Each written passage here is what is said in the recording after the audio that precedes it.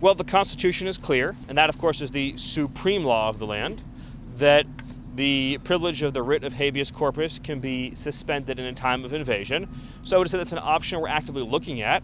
Look, a lot of it depends on whether the courts do the right thing or not. At the end of the day, Congress passed a body of law known as the Immigration and Nationality Act, which stripped Article III courts, that's the judicial branch, of jurisdiction over immigration cases.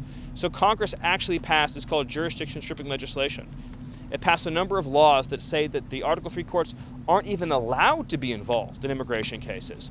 Many of you probably don't know this. I'll give you a good example. Are you familiar with the term temporary protected status, or TPS, right? So by statute, the courts are stripped of jurisdiction from overruling a presidential determination or a secretarial determination on TPS when the Secretary of Homeland Security makes that determination. So when Secretary Noem terminated TPS for the illegals that Biden flew into the country, when courts stepped in, they were violating explicit language that Congress had enacted, saying they have no jurisdiction. So it's not just the courts aren't just at war with the executive branch, the courts are at war, these radical rogue judges, with the legislative branch as well, too. So all of that will inform the choices the president ultimately makes, yes. This is Democracy Watch. Mark, that was Stephen Miller, Trump's advisor, saying that the White House is now looking into suspending habeas corpus. So first off, can you explain what habeas corpus is and why this is so cataclysmic? Yeah, so habeas corpus is referred to as the Great Writ. And this is something that goes all the way back to England before the founding of the country. And the idea was that if someone is wrongly held by the state, is in custody and is being wrongly held, that there is a way to go to a court and be released. And the founders of the country were very, very insistent that the writ of habeas corpus be incorporated into the Constitution and that it would be available to people except under the most extraordinary circumstances. And so when we talk about the suspension of habeas corpus, we are usually talking about the very, very, very, very rare circumstances where the country has been invaded, it is in a full-scale war, and without the suspension of habeas corpus, you will have a breakdown in public safety. Can you speak about the legality of their effort and how successful you think that they could be, especially given the fact that we are not in the middle of a full-scale war or invasion? It was nice to be able to actually give like a sane legal explanation for a change. Yeah. It's almost like Joe Biden is back in the White House, but of course he's not. So let's now join the insanity of what it is that Stephen Miller said. Number one, the writ of habeas corpus can only be suspended when there is a rebellion or invasion, and this is the key, Brian, and, quote, the public safety may require it. So it is not enough even that there is an invasion or a rebellion. It is an invasion and a rebellion that is so dangerous to public safety that it requires the suspension of habeas corpus. Whatever one may think about the woman and the other students at Tufts and elsewhere who were rounded up and thrown into a prison in Louisiana, they pose no risk to public safety, right? I mean, the woman was walking down the street when she was dragged off. She wasn't a threat to public safety. So there is no basis upon which to suspend the writ of habeas corpus. And one more thing, Brian. And it is Congress that has the right to suspend habeas corpus, not the president. So even when you have the suspension of habeas corpus, it requires an act of Congress because they are the ones who suspend the Great Writ. The Great Writ exists to limit the power of a king.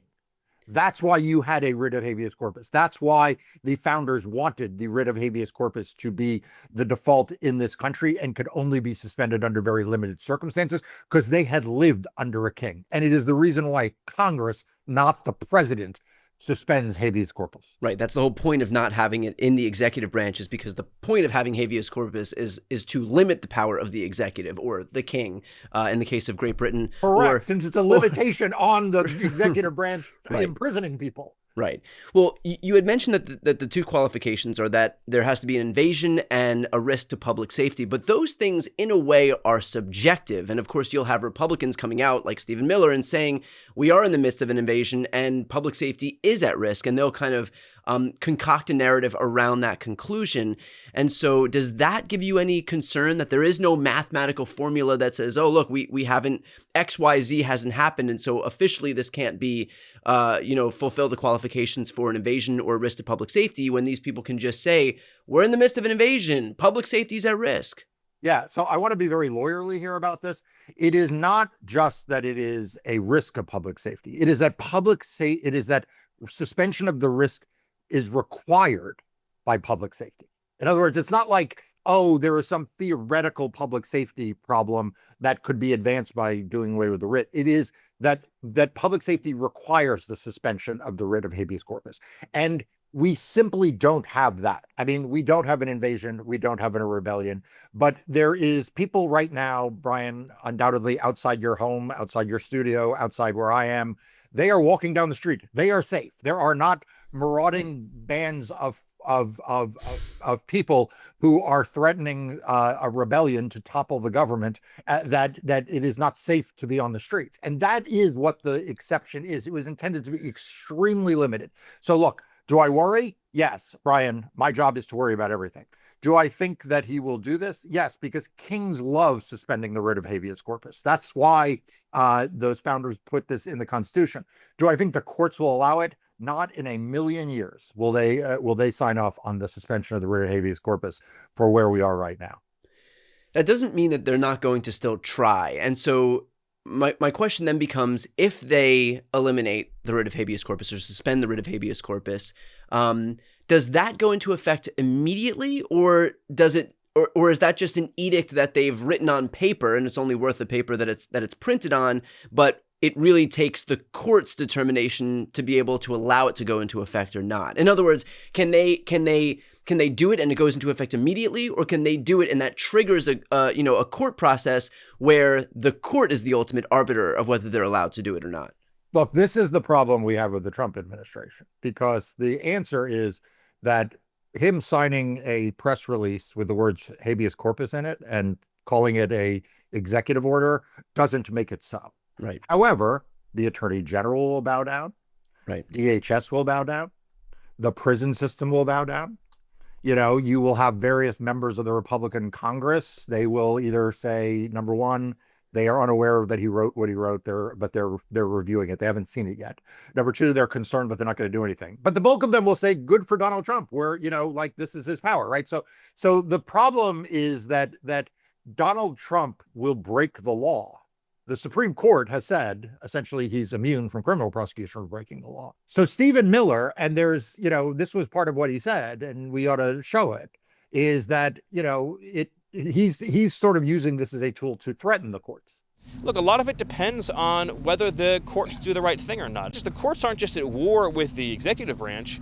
The courts are at war, these radical rogue judges, with the legislative branch as well, too. So all of that will inform the choices the president ultimately makes, yes.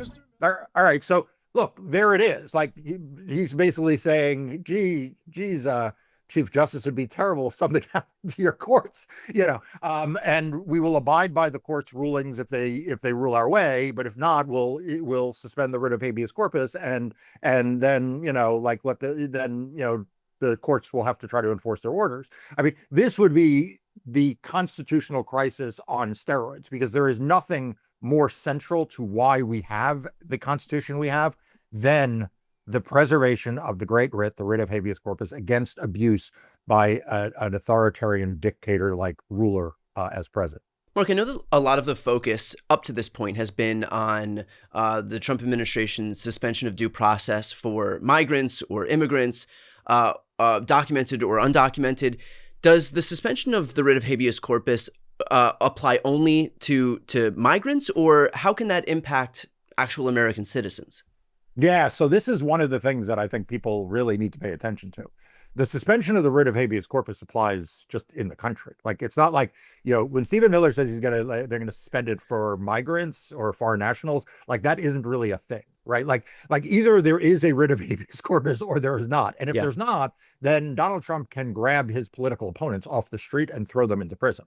Like this is this is not meant to be a regular tool. Remember, the use of the writ of habeas corpus has been used against U.S. citizens, including by Abraham Lincoln under somewhat questionable circumstances, at least at one instance, involving people individual in Maryland during the Civil War, right? The writ of habeas corpus does not contemplate that the invasion or rebellion is foreign. It just contemplates that there is a breakdown of law and order, of public safety in the United States caused by it. And therefore, essentially, we need to give this extraordinary power to the executive branch to restore order in the country. And Lord knows, Stephen Miller may sell this to the American people about some migrants who have been detained, but Donald Trump will quickly pivot to the weaponization of government, not just to foreign nationals. And Brian, this is not fanciful.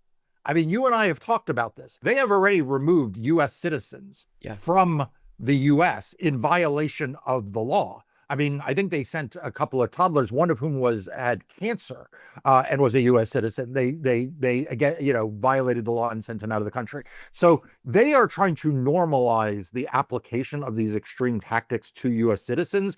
And if there is one thing that would be the code red, every alarm bell ringing, it would be the suspension of the writ of habeas corpus. And I'm glad you said that this is an example of them trying to normalize this, because I think it is something to be learned by the fact that we are getting the drip, drip, drip of this. And I think from their perspective, they hope that this will just become normalized, that they'll shift the Overton window slowly, and everybody will be in a huff over the fact that due process is being eliminated for undocumented immigrants, and then due process is being eliminated for legal residents, and then due process is being eliminated for kids that are associated with undocumented immigrants that are U.S. citizens. And now this would be the natural conclusion of that. But the reality is that it coming 3 months into this administration goes to show that even though it feels like it's a slow moving crisis, we're just over 100 days into this administration, and already we are talking about and becoming normalized to this concept of the full-blown rescission of due process rights for everybody in this country. Yeah, that's right. I mean, they could decide that they think this video itself is aiding a rebellion. They could think this video itself is dangerous. And if they suspend the writ of habeas corpus, Brian, you may wind up in some California prison. I'll wind up on some prison on the East Coast, so we won't really be together. But the fact is, there won't be the ability to go to a federal court immediately and say, this U.S. citizen is being held in violation of their right to due process because they are being held for speaking out under First Amendment protected speech. The suspension of the writ of habeas corpus just is a suspension of that. It is intended to give the president, in the most extreme circumstances, when the country is overridden by a foreign army, or in which there is a U.S. civil war that is bleeding American soldiers, at an extraordinary rate, and there is a risk to the Capitol. I mean, these are the kinds of circumstances that we're talking about, and none of that is present here. Stephen Miller is the architect of Donald Trump's authoritarian dream. And anyone who thinks it begins and ends with violent migrants, as you say, has not been paying attention the last 100 days. And anyone who thinks it will not end with the U.S. citizens and Donald Trump's decrees against his political enemies, frankly, has not paid attention to history. And let's end with this. Once the writ of habeas corpus is suspended, does it come back? Well, right. And that, of course, is the thing that the founders probably worried about the most, right? They wanted to make it really hard for there not to be the writ of habeas corpus, because you're giving king-like power to the president of the United States. I mean, at that point, you are giving them that. And so, And so anybody who's going to suspend it is also probably not going to be inclined to put it back into place. Correct. And of course, with a Republican Congress, they're not going to revoke it. So this is very, very dangerous stuff. And we cannot, the worst advice that we got at the beginning of the Trump administration was to take him seriously, but not literally. If Stephen Miller is saying that they are talking about suspending the writ of habeas corpus, it has been reported in the media that Donald Trump is in on those discussions. If they are discussing it, it is because they are trying to figure out how to do it, not whether it is to be done. And as you say, we are only in the first 3-4 months of this administration. They may not figure out how to do it today. They may not figure out how to do it a month from now, but it is going to remain a tool that they are going to want to deploy at some point. And again, it won't just be against migrants. It will be against anyone who they think is a threat to their power. That includes their political opponents. It could include the media. And we all need to be really, really attentive to this. Well, look, all of that underscores the importance of elevating voices like yours, both in terms of the work that you do in the media and the work that you do in the courtroom. So highly recommend for anybody who's watching this right now, subscribe to Marc's YouTube channel, Democracy Docket. We need to elevate these voices on the left who are fighting for pro-democratic values. So I'll put the link to Democracy Docket right here on the screen and also in the post description of this video. Again, if you're not yet subscribed, click that link and hit the subscribe button. I'm Brian Tyler Cohen. I'm Marc Elias. This is Democracy Watch.